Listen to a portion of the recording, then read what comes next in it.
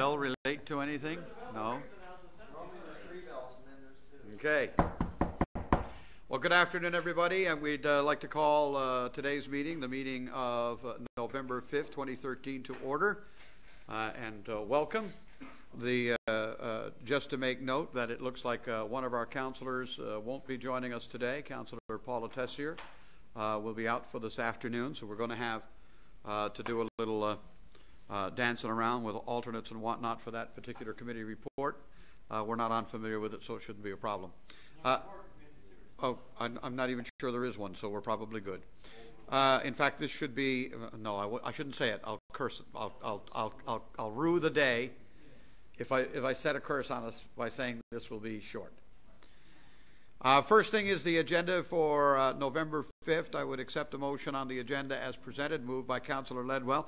Are there any additions to the agenda outside of what's actually in the package so far today? I will make note that under new business I am going to release the information regarding to the new committee structure, which comes into effect following today's meeting. That, I believe, is outside the actual structure. Anything else to add? Did I have a seconder on that? No. Seconded by the Deputy Mayor.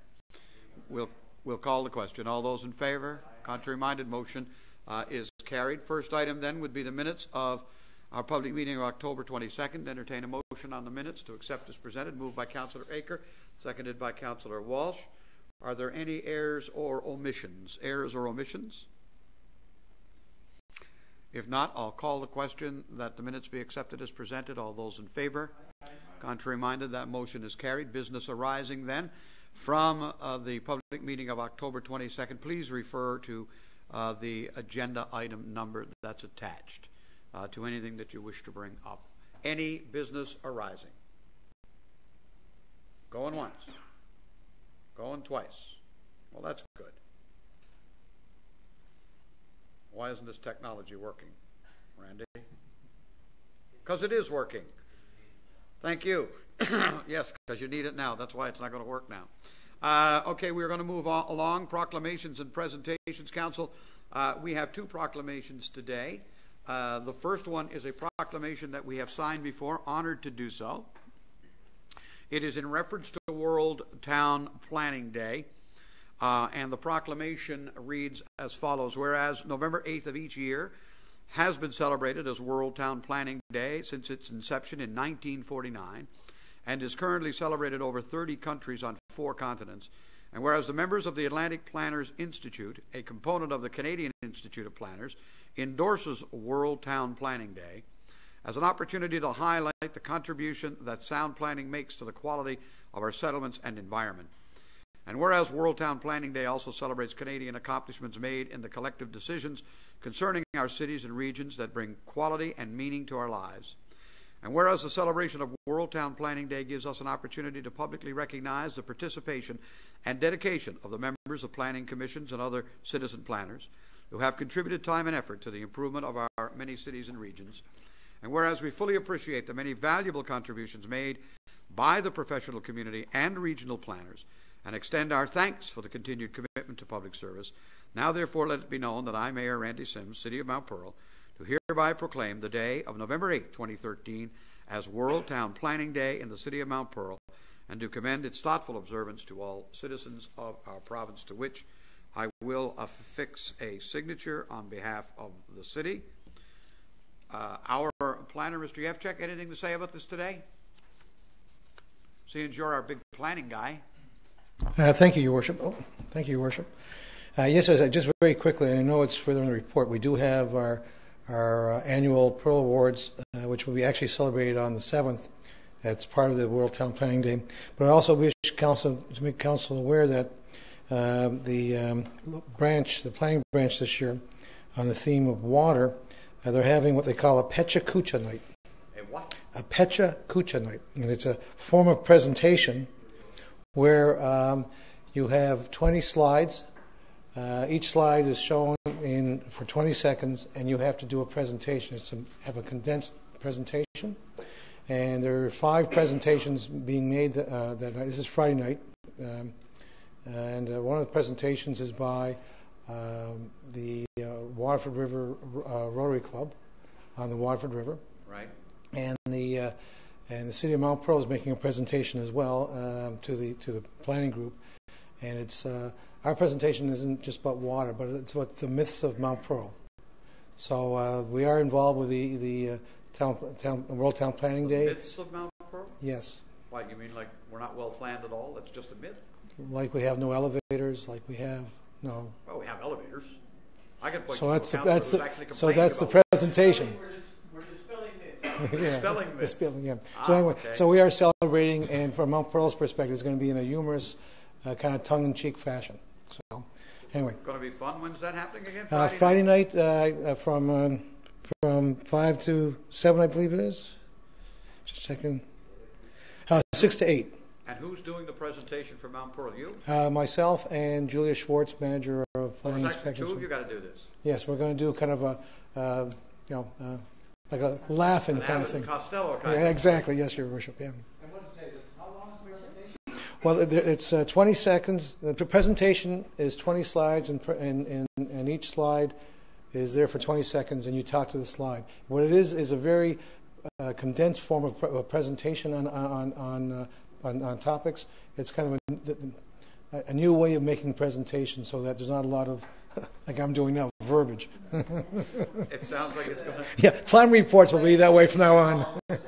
Wow, yeah, wouldn't that be interesting? Governor's Pub. Governor's Pub. Thank you, Mr. Yevchek. We wish you and everybody in planning, obviously, a great day. It is a reality in the world we're living in today that urban planning, in particular, for us, is becoming an ever more challenging field as you try and do both build the environment and have it live in harmony with the natural environment. It is becoming quite an interesting field these days. Highly controversial, I think it's fair to say, in many ways, and having a focus like this is important and appreciated. Good luck with the presentation. 20 slides, 20 seconds. What, you got about 4 minutes? You got about 4 minutes to do your dance, you and Julia? That'll be fun. Something like that. We have one other proclamation, Council, I want to introduce to you. The lady sitting down there looking at us, her name is Nicole Strong. Hi, Nicole. Welcome. Nicole is the past president of PMINL, which is the Project Management Institute of Newfoundland and Labrador. And we are going to read this proclamation into the record, and it reads as follows. Whereas project managers worldwide continuously work to improve our quality of life by enhancing services and products, building new communities, restoring environments affected by natural disasters, and supporting the economy. And whereas these dedicated professionals and their teams exemplify the importance of leadership, cooperation, creativity, innovation, and perseverance. And whereas project managers work tirelessly to bring value to the projects they manage by ensuring that projects meet the needs of their customers and are completed according to the highest of professional standards. And whereas the City of Mount Pearl has benefited tremendously from the work of project management professionals who have applied their skills to a variety of projects throughout the public and private sectors in our city, now therefore I, Randy Sims, Mayor of Mount Pearl, do hereby proclaim November 7th, 2013 as International Project Management Day, to which I shall affix a signature on behalf of the city. And Nicole, to let you know that the statements in this are correct. We have enjoyed and dealt with many project managers, both inside our own organization and outside, that have done tremendous work on behalf of this city. When I look around and I see what's being built in this city as we speak, even the announcement that we had yesterday of a new facility for gymnastics, all of it will require the skills and energies of project managers to do those jobs, as they always like to say, on budget, on time, and done right. So we congratulate you on this initiative, and we have this here, and we're going to hand it off to you. I think, Mona, you can do that. And good luck with the day, and thank you so much for coming and do that. By the way, you don't have to suffer through a meeting with us either, unless you really want to. That's it for presentations and proclamations today, Council.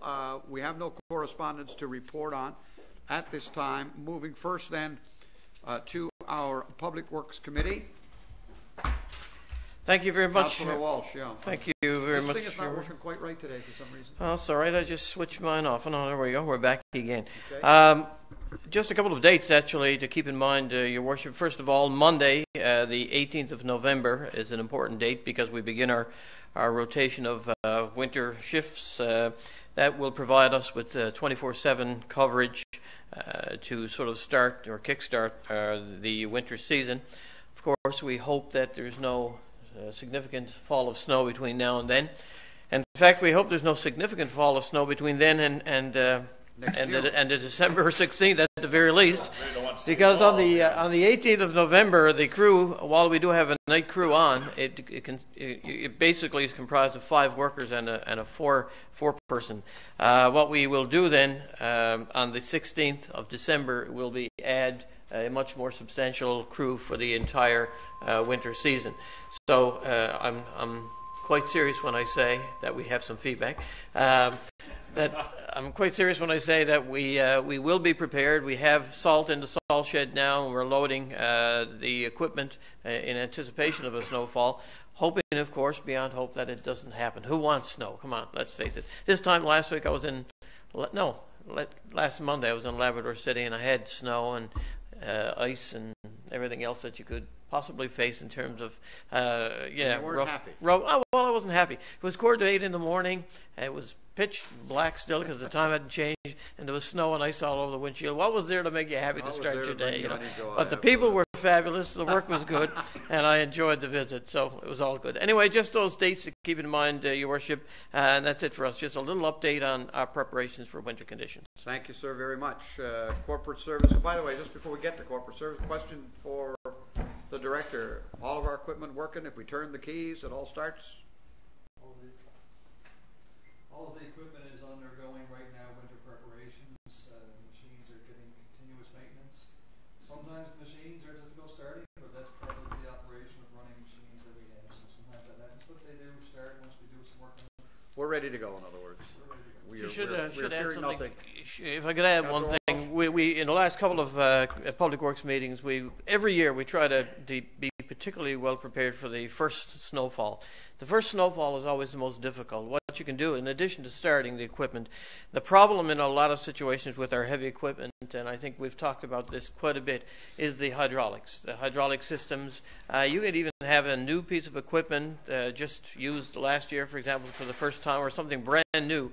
When you put pressure on the hydraulic systems in this equipment, and you're pushing heavy volumes of snow, for example, you can have hoses harden, hydraulic systems fail. Usually it happens with the first snowfall, and so I'm saying that because for the past couple of years I've been directly involved in actually making submissions, pleas, prayers, petitions, whatever we could to Public Works because equipment inevitably fails. And you don't know, you can make the best of plans, and you really don't know, I think I'm correct in saying that, Mr. Antle, until you're actually in that environment and you're pushing snow. So it's not usually the equipment that fails, it's part of the hydraulic systems that usually give us some problems. So we're as well prepared as we can be, but the first snowfall gives not just us, all operations, a bit of a headache until we can finally, get the kinks out of the hydraulic systems in particular and start the winter operations. Maybe we won't have. Maybe we'll avoid it this year. Exactly. Fingers crossed. Well, I guess if you were laid up all summer too, and then you had to go out shoveling snow all of a sudden, and that's what it's like. You might blow a gasket too, or pop a disc, or something like that. So. Point well made. Yeah. All right, Deputy Mayor, talk about I'm money. impressed with this sound system. I mean, it sounds much better than what we're used to. I don't know if it's on bust or. Your Worship, I do have an item here for community services, but I'll bring it up under new business. So I'll jump into corporate services right now. Just two quick items here, Your Worship. First is a professional development request from Councillor Walsh, and we're recommending approval for Councillor Walsh to attend the annual summit on public consultation and engagement. This is being held from November 13th to the 15th in Toronto, and of course this is in conjunction and in accordance with our professional development and training policy for councillors, and I so move. It is moved and seconded by Councillor Aker. Question or comment? All those in favor? Contrary minded? Motion carried. The next item for us, Your Worship, are the invoices for council approval.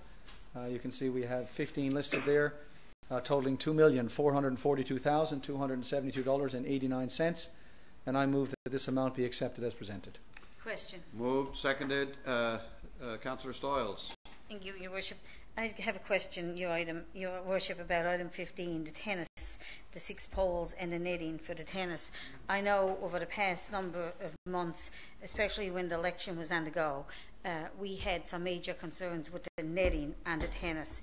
And I know I haven't been around the past number of weeks because of an accident, but I'm just wondering if the discussion took place on these knittings and the colouring and when they were going to be replaced again, and if all that has been put in place, because I'm really concerned that we're out purchasing and doing these knittings unless we really had, and maybe discussion is already after taking place, but I know that green knitting that was there in the past, we've had major concerns. And the other thing I would like to know too, and is that area on Root Avenue and First, where the knitting and that has been a concern for a large number of residents in the area.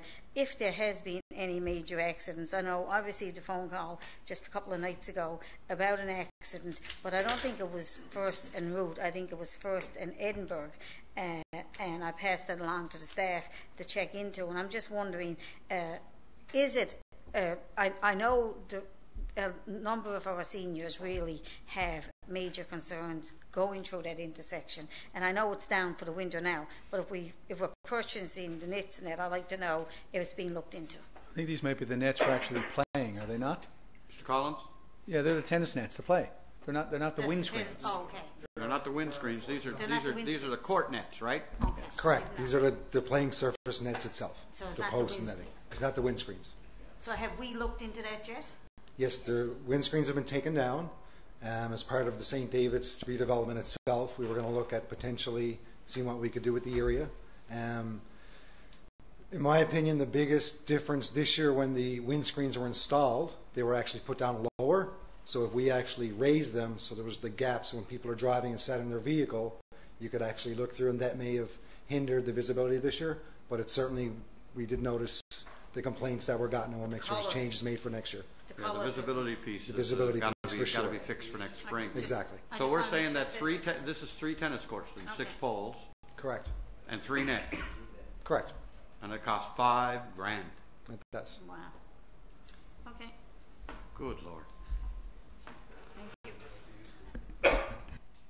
Money, money, money, money, money.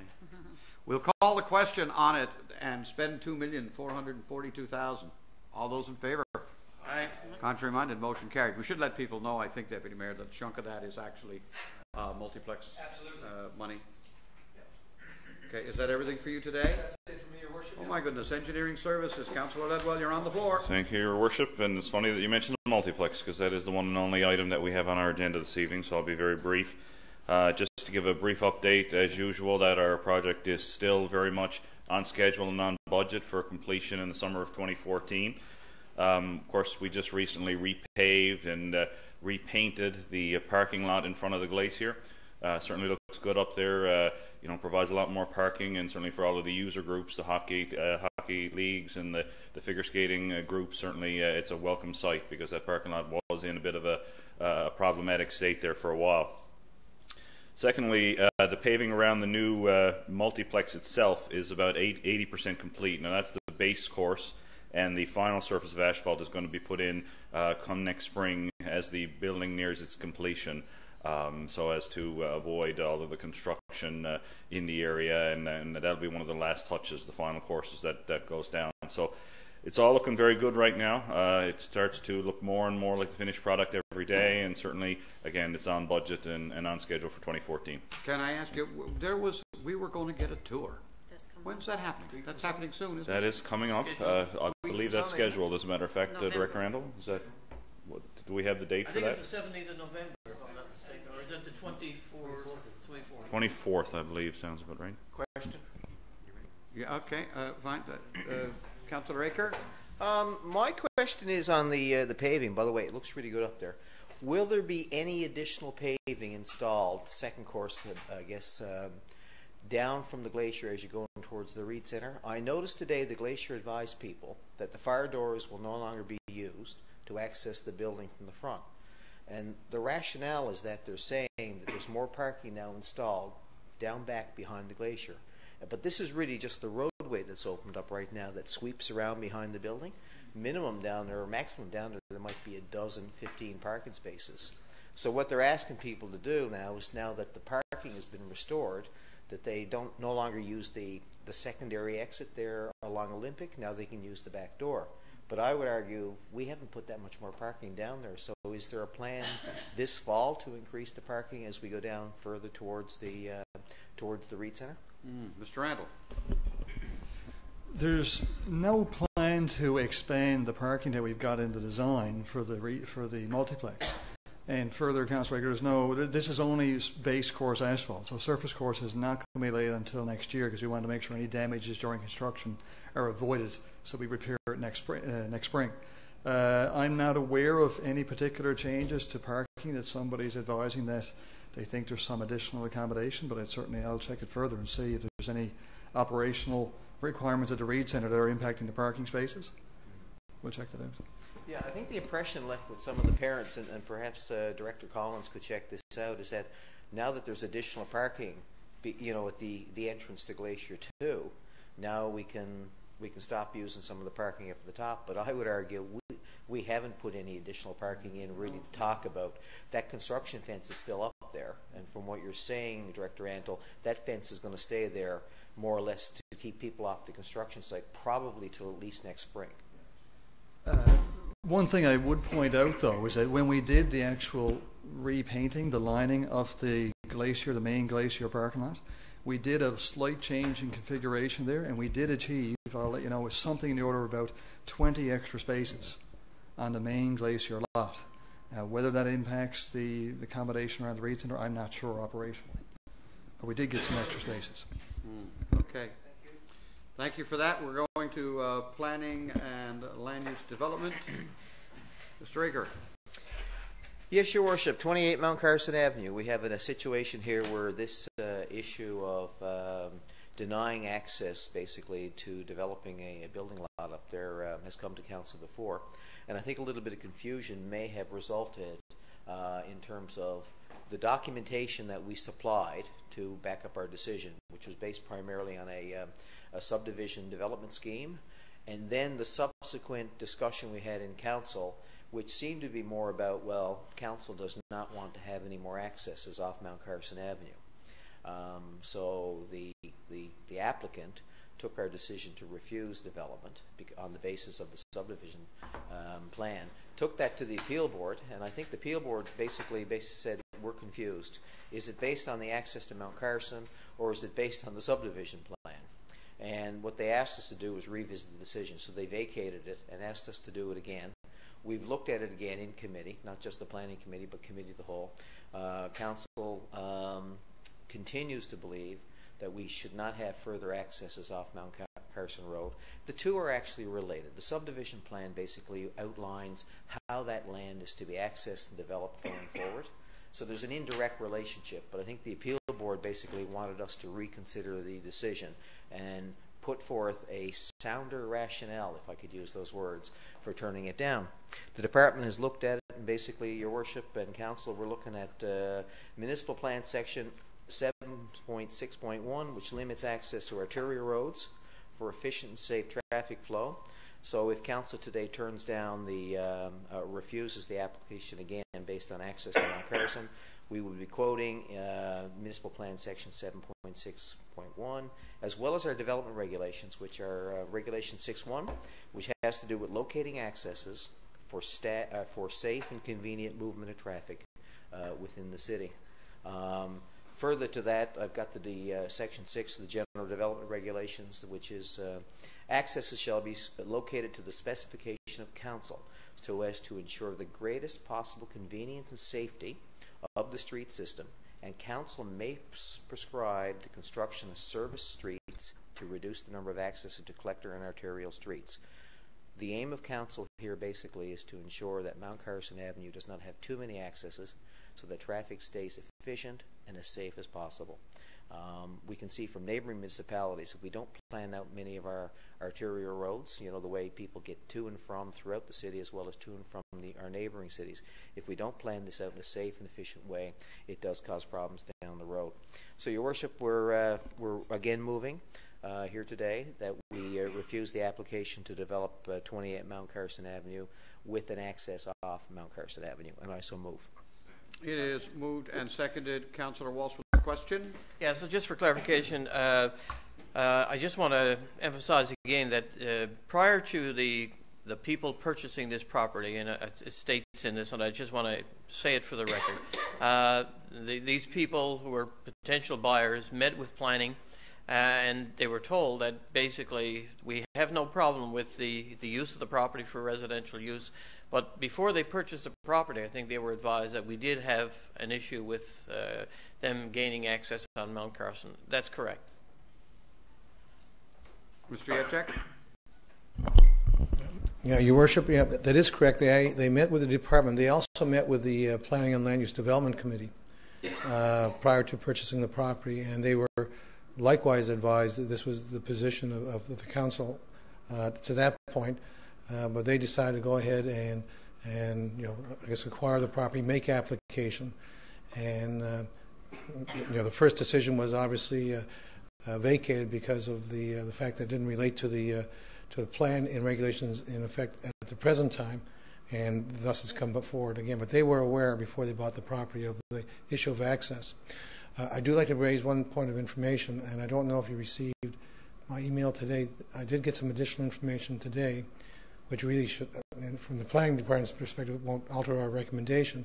But the individual indicated that they're prepared to have an access on a temporary basis, and until such time as the subdivision in the back gets developed, they would then flip over that access plus 2 other lots to add to the subdivision. From our perspective, even a temporary access is an issue because it gives an impression and council is prepared to accept access along that location. Mm-hmm. Okay. Okay, so my other follow-up question is, so I think, you know, this was a bit of a roll of the dice on the part of the people who were investing in the property, and they were made aware, fully aware, that that access to Mount Carson was not something that would be supported by council, and certainly wasn't supported by the development plans for that area. The second thing is, recently we've had some discussions about the potential development of Macroon Place, which would provide an access for this property and the other 2 developments. What's the status of that, and you know, have we had discussions with the property owners related to any proposed development of Macroon, and you know, what kind of timelines might be associated with that? Because that would actually resolve the issues for the homeowner. Mr. Yachek? Yeah, Your Worship, we haven't held any recent discussions with the developer, or property owners, I should say, of Macroon Place. But we could follow up and find out indeed what schedule they have. I understand the last discussion we had with the developer about it, it was a long-term initiative of the developer. But at this point, we really haven't got anything more recent than that. But we can follow up and find out from the developer. Okay, thank you very much. Yeah, I think council is being very, if they approve the refusal, is being very consistent here. There was a property to the north we refused an additional access to, a very similarly sized property. Properties to the west there where people have come to us asking us to subdivide the lots and access on the Mount Carson. I think council's been really consistent in its decision making here. And as Councillor Walsh alludes to, there is I wouldn't even call it a back door. There's an option to develop this land, but there's not an option to develop it immediately, as perhaps the homeowner or the purchaser of the property had hoped. There is an option if they can partner with the developer of Macroon Place to get it done. So basically that's the avenue that the city basically is steering the developer as well as the owner of this property. So hopefully in the long run, Your Worship, it'll work out. I think we're making a sound decision, though, and a very sound, consistent decision that takes into account not just the homeowners and the landowners up there, but also the safety and the efficient travel of our citizens throughout the city. Thank you, sir. We have a mover and we have a seconder. I will now call the question. All those in favor of rejecting the application? Aye. Contrary minded? Motion is carried. The next item for Council's consideration is the World Crescent Amendment, and this relates to I'm calling it a sliver of land, okay? Now that may not be a survey term, but as you can see from the map that's in the report, it's south of 59 Park Avenue, and it forms part of the provincial trailway. It looks to me like the trailway was wider going up to Park Avenue at this point, maybe years ago, but the trailway, some of it may have been sold for the purposes of building the building lot there on 59 Park Avenue, or it may have been a railway siding in the past. I'm not quite sure. It's a very unusual shape. This particular piece of land is required by the developer. There's a proposal for a 22-unit townhouse development. That sliver of land is required to be the back gardens. I think it's in 4 of the 22 townhouses that would be built. One of the concerns and issues that's been raised down there through a public consultation process has to do with, will it impact on the use of the trailway? But clearly, if you look at the path, the width, and the nature of the trailway, not only going through that part of Mount Pearl, but the rest of Mount Pearl, this is an excessive piece of land. So if we trim this off and rezone it from open space to residential medium density to facilitate the development, it's not going to impact. Another issue raised in the public consultation process was basically there's an easement nearby for a major trunk sewer line. This property here does not infringe. When I say the property, I mean the property that's to be developed by the townhouse developer. This will not infringe at all on that easement, Your Worship and Council. The trunk sewer line is basically behind this property, and there's no impact there. So we went through a briefing session on it was scheduled one for September 4th. We notified 61 neighbors. We had 2 responses. Those were the issues primarily. It had to do with trunk sewer, trailway, as well as parking. And I wanted to note for Council that in the report you'll see that there are, on the maps, I believe that there is a provision for 29 parking spaces for these 22 townhouses, which generally speaking would be more than adequate, because this is a very similar development to many other townhouse developments we have in the city, which typically you'd see on the front lawn. You'd see 1 driveway for each townhouse. So there certainly is adequate parking there for visitors. I think the issue down the road when the development occurs will be somehow one group of people using Park Place versus those that are visiting the neighborhood. They're going to be competing for some of the public parking spaces that we have over at Park Place. It is, yeah. But at this point in time, what we're proposing is that the municipal plan be rezoned from open space to residential, that the development regulations, we rezone this from open space to residential medium density. And basically, we've sent this to Municipal Affairs. They've given us the release. Our next step would be a public hearing, basically, to review our municipal plan. And our motion is to adopt the Municipal Plan Amendment number 6, as well as adopt Development Regulation number 22, proceed to a public hearing, and appoint Commissioner Gerard Lewis to oversee the public hearing, and I so move. Moved, seconded. Question or comment? Hearing none. All those in favor? Contrary minded? Motion carried. Next item for Council's consideration is 137 to 141 Commonwealth Avenue. We have before us a 6-story apartment building with 49 condos in it. The bottom floor of this particular building would be commercial, and the next 5 stories would be residential apartments. And the zoning, for the most part, for the property, for the building at least, is in the general commercial zone, where these uses are consistent with that zone. Some of the parking lot This is in partnership, right? These are 2 buildings here, one in Mount Pearl, one. This is the one we had the public hearing. This is the Mount Pearl building. Yes, you're right, Your Worship. Yep. Some of the parking lot is in the conservation zone, which is set aside for Flynn's Brook. Parking lots can be developed as long as the type of development is restricted, but typically asphalt and parking would be acceptable. The Department of Environment will, at the end of the day, have to sign off on that. Within our zoning, our general commercial limits the stories to 3, but council has the discretion to go up to 6. So we had to have a briefing session.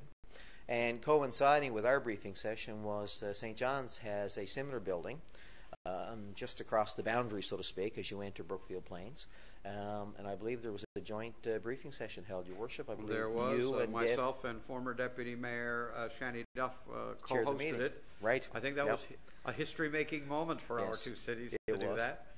And So basically, we had before the two councils basically the issue of whether we approve this this development. A briefing session, like I say, was held on September 12th. The concerns raised at the session, as well as through correspondence through the public consultation process, were building height, the quality of the construction, loss of view, building mass, and traffic and access to and from the site. Now, maybe I just want to comment briefly on each one, and perhaps others will too. Building height. Now, we could approve, I guess, within our regulations 3 stories, but 6 stories to the committee seemed to be reasonable, given the location relative to neighboring houses. For example, to the north of the building, we're going to have another 6-story building. So it didn't seem that our 6-story, I'll say the Mount Pearl 6-story building was going to infringe too much on the other building. Our closest residential area is across the street and also through a field of trees. I think this is the apartment building on the end of Dalton. The other closest residence to here is over in Hand Place, which is further to the, I'll say, further to the northwest as you go up Commonwealth Avenue. So it's not the same as, say, for example, Park Avenue when we were approving the condos down there, which was a 3-story building going into a neighborhood and fairly much on top of some of the houses that were in that neighborhood. So in my view, basically, I think the building height here is quite acceptable. I think it's a good location. It's very consistent with what the residents who have many of the houses there in Commonwealth Avenue, we should go, say, from the Shoppers Drug Mart area, Your Worship, up to Marie's Mini Mart. Many of them have expressed an interest in having their property sold and redeveloped. Most of that property, I think, is zoned commercial, and we've even had contact with other developers who were interested in a similar type of development. I don't believe that building height is a major issue. Some people have mentioned sun being the issue. I think that's more of an issue for the building in St. John's, because both of these buildings basically face south. The shadowing is going to occur mostly to the north. In fact, the 6-story building in Mount Pearl may shadow the one in St. John's. So the people who live in Brookfield Plains, I think St. John's has to deal with that issue in terms of shadowing the residents that were there. Because, His Worship, as you know, some of the people who came to the briefing session were not just from Mount Pearl. Clearly they were from Mount Pearl and St. John's, and they voiced many of them common concerns, but also concerns associated with their own individual living conditions. Quality construction, I don't think, is an issue. I think, as you said it in the briefing session, Your Worship, this developer has got a very good reputation, has been known to deliver in the past. Loss of view, in my view, is associated with building height, which we just discussed, and building mass. I don't really think that this building is overly big for this particular corner. That's just, that's just an observation that I have. It's only 49 condos. It's really only equivalent, I think, to the footprint of the building that we have over here on Centennial Avenue, which seems to have blended quite nicely with the City Hall area, as well as the people's residence on Churchill Avenue. And traffic and access, again, we're not talking about a major development in terms of a lot of people. There are 2 accesses to and from the site. And as I'm losing my voice, I'm going to sit down and let everybody else comment, but I am recommending, or the committee is recommending, that we approve this building. So move. Move. Second question or comment? Councillor Stoyles. Please. I'm just wondering about both sides, left and right of the building. Is there a big orphan piece of land there now? Is there a house that's going to be remaining as not sold? Because I know Not to my knowledge. in that area is not. I'm just asking. No. This is in the area from Francis Street to the entrance, which I think is Castle Haven. And I think on the... No Sorry? space. Castle Bridge? No open space there between the baby spots. No. That whole area is going to be used up. Yeah. Yeah, no, there's no residential properties there. No. All right. Any other question or comment? We'll call it. All those in favor? Contrary minded, motion is carried. Now I'm going to need a hand because for some reason the agenda on my download does not include the notice of motion of the development permits. Well, Can somebody lend me a... well, you also haven't done Pearl Awards. Pearl Awards is coming up next. I just want to give the CAO a heads up that I may need her iPad, right? Pardon me? Yeah, thank you. I'll get to that. Thank you, sir. The Pearl Awards are coming up this Thursday here at City Hall. and recognizes basically urban design and coincides with World Planning Day. I think the Deputy Mayor, you're going to be our MC that night. Looking forward to it. I believe most members of Council will be there. We have an independent jury for the Pearl Awards, and they've worked very hard the last couple of months, basically going around scouting out the gardens, and they have a tough job ahead of them. And it's nice to see, again, a number of businesses and residents nominated for this fine program. I think we had a discussion at our strategic planning session. Community pride starts with city pride. And basically, this is very much evidence of city pride here in Mount Pearl. The more we have people being recognized for their beautiful gardens, I believe, the more at the end of the day other people will get on board and make their gardens beautiful as well. So I just want to give that to Council for for an FYI. And now I have the notice of motion here, even though it wasn't in my agenda. Is it the one to do with Section 39 of the City of Mount Pearl Act? It is. Here we go. Get ready. I may be pausing. So in accordance with the Section 39 of the City of Mount Pearl Act, 1988, take notice that in accordance with Council's public notification policy, I will at a regular meeting of Council move an amendment to the Mount Pearl Development Regulations 2010 that, if enacted, will amend Map 1 Land Use Zoning Map as follows. Relocate the boundary between the conservation and commercial mixed use zones at 959 and 963 Topsa Road to coincide with the top of the slope of the subject properties. The purpose of this proposed amendment is to relocate the designation and zoning boundary to fully include the rear yards of these properties up to the limit, the top of the slope, into the commercial mixed-use zone for the purpose of bringing the designation and zoning boundary in line with the existing topography of these properties, and to provide the Council with the authority to consider the proposed expansion of an existing gravel equipment and storage yard. Next item, development permit list. You see one permit there, number 72, and I so move. All in favor? Contrary minded? Carried. Building permits, October 19th to November 1st. First we have, for residential, $58,900, and I so move. All in favor? Contrary minded? Carried. And on the commercial side, $576,000, and again I move. All in favor? Contrary minded? Motion carried. Thank you, Your Worship. Thank you. That concludes committee reports. One committee report. Deputy Mayor, you made reference to an item for community services. Yes. You want to do that now? This is involving the Mount Pearl Marlins, Your Worship. It's an update, a news update. Congratulations are extended to the Marlins on great achievements at their first development and performance swim meets held in October in Conception Bay South and Corner Brook. The swim meet held in CBS was a great win. Our participants had tons of best times, to use the words here, and of course lots of exciting races. And in Corner Brook, the swim meet was also a huge success, and our Marlins won the Corner Brook performance. Watch for the next meet taking place from November the 8th to the 10th, the Fall Classics. This one is being hosted in St. John's, the St. John's Legends at the Aqua Arena. So again, we just wanted to pay kudos to another great job by all of our Marlins, Mount Pearl Marlins. And that's it, Your Worship. Thank you, sir, very much. Up to new business. Councillor Aker.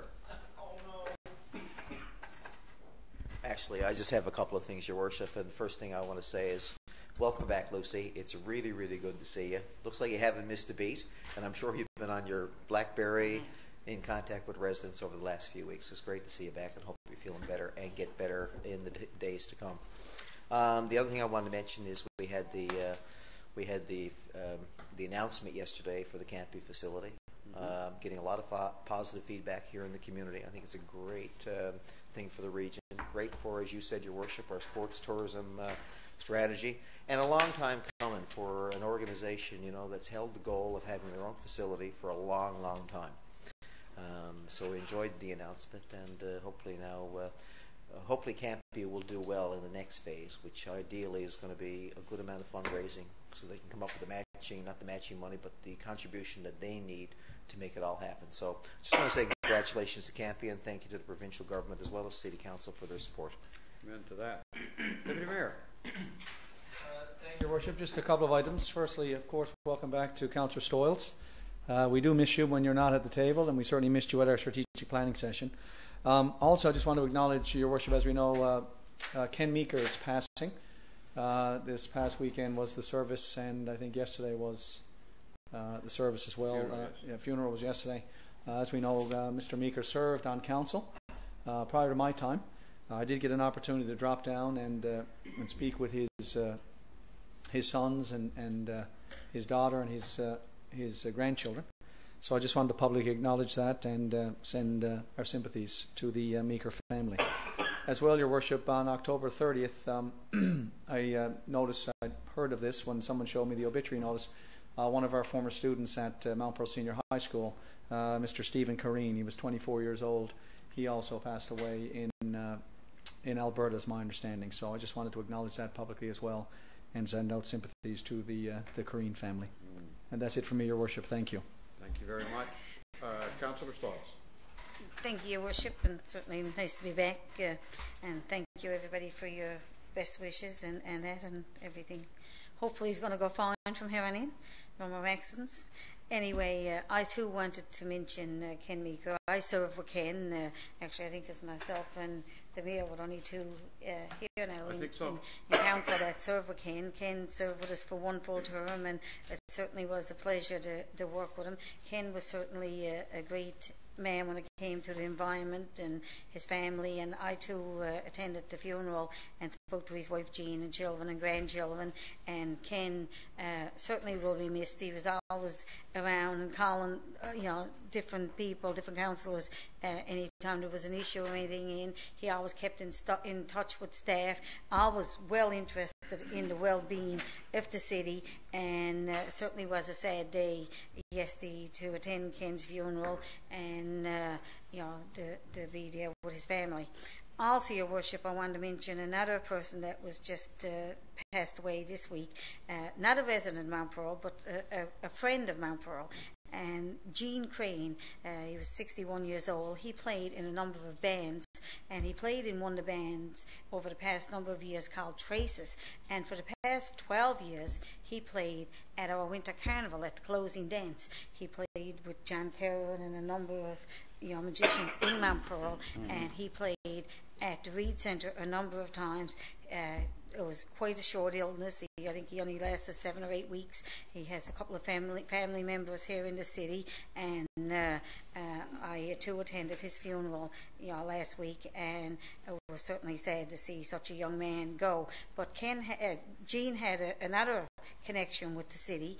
Gene's father-in-law was Mr. Stone, and Mr. Stone, I remember when I got elected first, coming to council, Mr. Stone, who lived on Smallwood Drive, came to almost every council meeting that we had until he got sick. And Mr. Stone was a fixture in the chamber. And when I was out speaking with Jean's wife last week, we talked about her father coming to the meetings and how she fondly remembered her father being so interested in the city. And Mr. Stone certainly played a big part in being active in certain activities within the city. Also, Your Worship, I want to mention this coming weekend, starting on Thursday, the MNL is having their convention, and it's here in the city of St. John's, and of course Mount Pearl has partnered, and any time is being held in the city, Mount Pearl and the Regent plays part in hosting some of the events, and I know all the councils in the Regent will be there. It's a great time for education, especially for all the new elected officials that have been elected over the past month. So I'm looking forward to meeting a lot of new elected councillors in the province, and I'm sure it's going to be a great conference, and looking forward to seeing many people there. But the North East Avalon Joint Council haven't really met. They were supposed to meet last month, and they ended up cancelling their meeting because the councils didn't have their reps in place. So their next meeting is going to be on the 20th of November in the town of Paradise, and that's going to be their AGM meeting, and that's for the North East Avalon Joint Council. I know I'm the Avalon director for MNL, and I normally attend as many joint councils as I can. I know Councillor Ledwell certainly attended the joint councils as well. So looking forward to the joint councils getting back on track again, and if we have any issues to bring to the table, certainly a place to do that as well. And That's for me, Your Worship. Thank you. Thank you. Councillor Walsh. Thank you, Worship. Again, Lucy, it's great to have you back with us. We've all been in touch with you, and our initial concern was obviously for both of you. Seems like Reg's recovery went a little faster than yours, but he still is getting some tests done, and we're glad to see that you're both doing much, much better. It's kind of an interesting story. You mentioned Jean Crane. I of course, one time I had here, and I had a little bit of musical talent, and we kicked around playing music together. He's exactly the same age as I am, and I was really saddened to see. I think Jean was actually buried on Saturday, and we're actually at the strategic planning session up on the southern shore, so I wasn't able to get to the funeral. But yeah, just a great guy. 61 is pretty young, actually, and he'll be certainly sadly missed. And he seemed to have a bit of a second career in music. What was happening is he put together, he was actually the heart and soul of Trace's dance band, and he put the band together. He was the guy who handled all the bookings and the payments and all of those kinds of things, and it was like a second go-around of his musical career, and he was enjoying it immensely, and obviously it was cut a little short. I didn't have the opportunity to work with Ken Meeker, but like many members of council, out of respect for a former councillor, I did drop by him, spoke with Jean, and met some of the members of the family. And Ken was, as you say, a bit of a unique person. Unique in a lot of ways, not just in terms of his contribution to council, but he was unique in his reporting style. He was very, very well known. I do recall in his first election campaign, it was his first campaign, 1997 to 2001, I think was his campaign, and it was his term of office. He had one sign. Mm-hmm. So those of us who are polluting the environment with multiple signs these days might have a valuable lesson to learn from that. He had one sign, and it was on the side of his house at the top of Commonwealth Avenue, and of course it wasn't the sign that got Ken elected, it was his reputation, and of course he was such a familiar face as a news figure. Tomorrow night, Your Worship, I'm really happy to be representing council at O'Donnell High School. You're always kind enough to pass that on to me, because of course I spent a number of years as principal there, and we're going back tomorrow night for the cap and gown ceremony.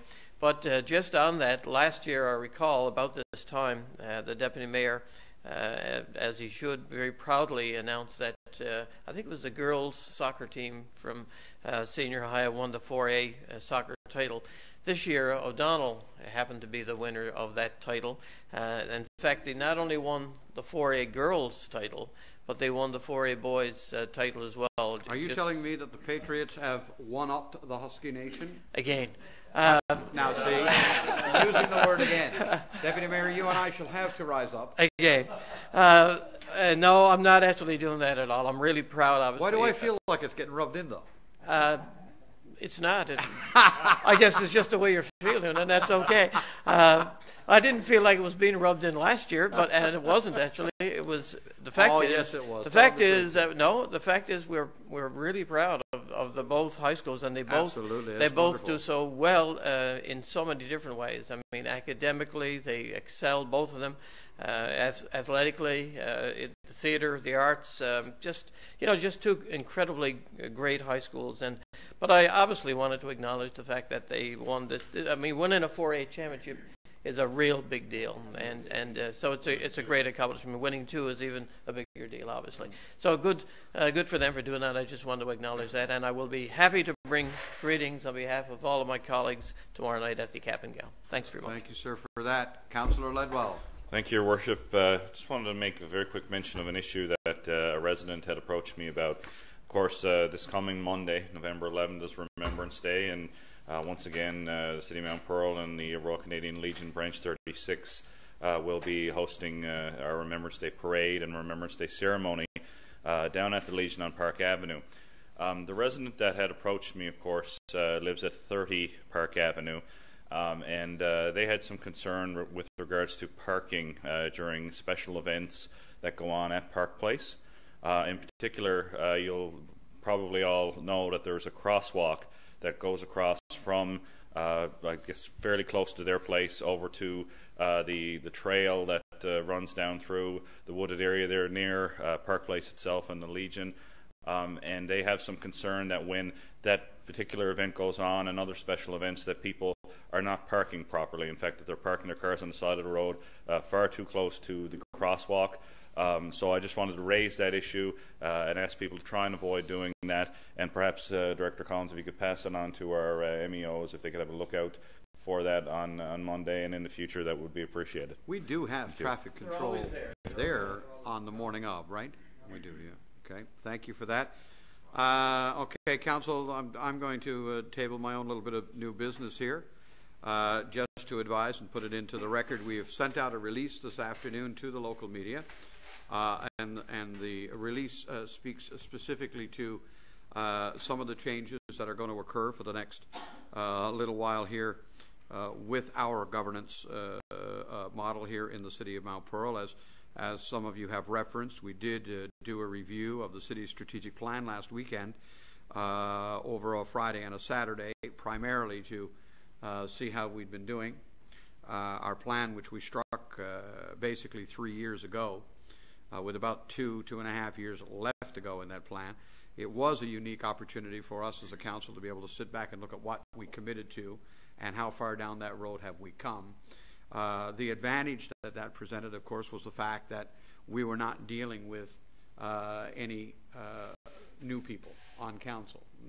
The issue of a learning curve and orientation was not necessary for this council. We were able to go immediately back to work. That proved to be a positive thing, and at the end of the weekend, I think it is fair to say that we felt pretty comfortable that our strategic plan, which primarily focuses on continuous improvement within the level and suite of municipal services we provide, will continue to be the main thrust of what we do for the next couple of years as well. So we're going to see some new innovative things brought into the city over the next couple of years, kind of like the garbage container thing and so on, that we're looking forward to. One of the things we did do was to change our committee structure, and that's basically what we notified the media about today. As you know, they are looking for councillors and looking for people in position that they can talk to about various issues and various things from time to time. So the new committee structure for the city of Mount Pearl, we actually now have 2 new committees, which we've not had before. It's going to bring a different focus on some of the things that we've been dealing with, I'm going to say almost in a more ad hoc manner, that now, because it's going to form part of a standing committee, is going to get a much greater focus. And that is, we've added a Regional Services and Environment Committee, and we've also added a Transportation and Public Safety Committee for the city of Mount Pearl. Both of these areas, I think, not just regional services and the issue around regional cooperation and the things we do, but I believe the emphasis that hopefully this committee will place on matters of our environment, both built and natural, will get a stronger focus as a result. And certainly I think all of council became aware during the municipal election itself that issues surrounding public safety and transportation got talked about a lot at the doors. And I'm delighted that council saw an opportunity here to respond to that in such a positive manner.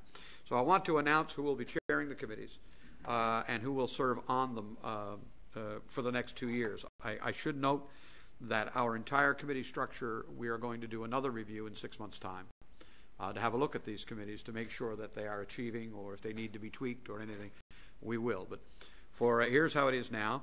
Our Community Services Committee, which is, as they say, I suppose the same old, not a lot of change to that committee. Deputy Mayor Jim Locke will chair. Councillor Lucy Stalls will serve as the second on that committee. Our Corporate Services, Human Resources Finance Committee, Corporate Services, Councillor Dave Aker will be taking over that, leaving Planning. Councillor Paula Tessier, not with us today, will serve as the second on that committee.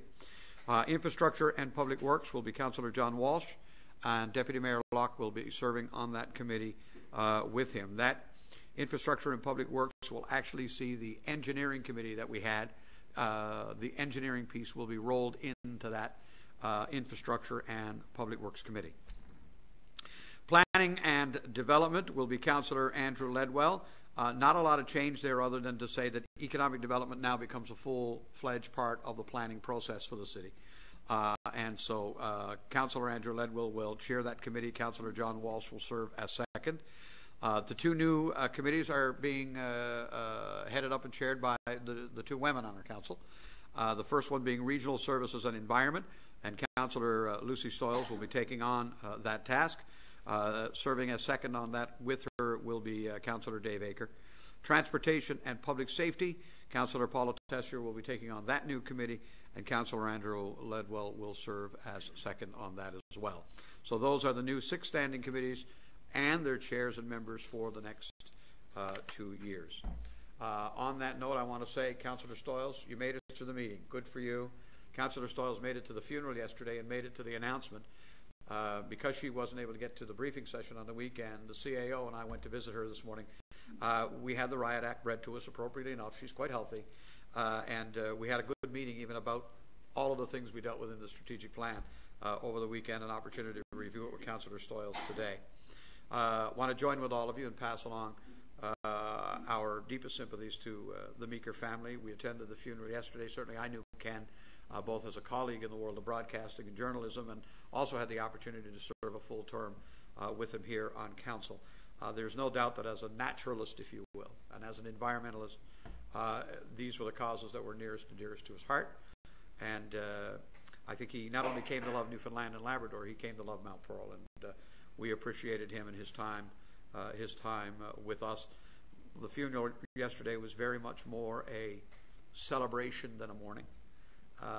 After 83 years, and his family did a wonderful, wonderful job on paying tribute to both their father and to their grandpa, and it touched us all.